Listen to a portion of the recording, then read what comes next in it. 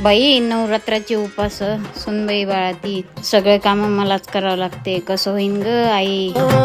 जतळपली आग उसळली ज्योत झळकली आई ग.